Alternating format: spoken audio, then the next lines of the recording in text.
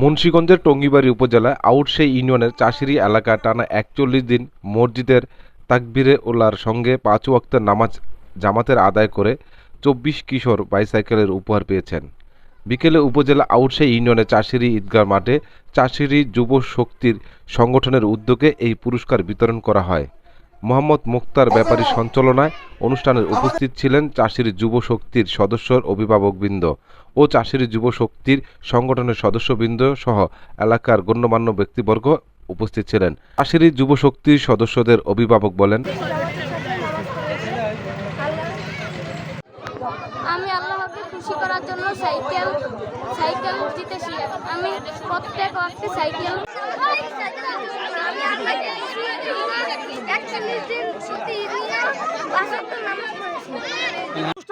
মসজিদও যাবে না। সোলার লাইট স্থাপন চাষিরি গ্রামের বিভিন্ন মোড়ে ও গুরুত্বপূর্ণ স্থানে সোলার লাইট স্থাপন করে অন্ধকার দূর করা হয়েছে। সমাজের এক আদর্শ সমাজ গঠন করতে হলে যুবকদের ভূমিকা অত্যন্ত গুরুত্বপূর্ণ, কারণ যুবকরা সমাজের শক্তি এবং নতুন উৎসাহ, নতুন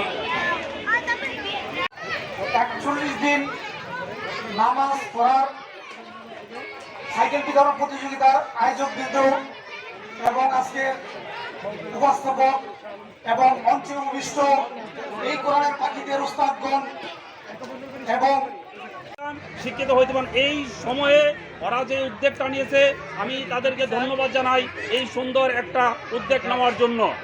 এখানে চাষিরি গ্রামের যে সমস্ত উন্নয়নমূলক কাজগুলো করেছে, দেখেন দরিদ্র পরিবারের ঘর নির্মাণ করে দিয়েছে ওরা।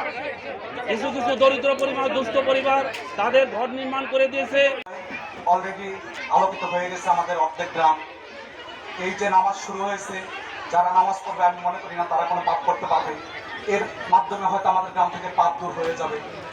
তারপরে তারা যে আরো উন্নয়নমূলক যে ঘর দিচ্ছে, একসময় বাসস্থানের সমস্যার সমাধান হয়ে যাবে। 10 বছর, 15 বছর, 20 বছর তোমরা যে আলো জ্বালিয়ে গেছো, তোমাদের পরবর্তী জেনারেশনটা যদি ধরে রাখতে পারে, আমি মনে করি এক সময় এটা বাংলাদেশের মধ্যে একটি আদর্শ গ্রাম হিসেবে পরিচিতি লাভ করবে।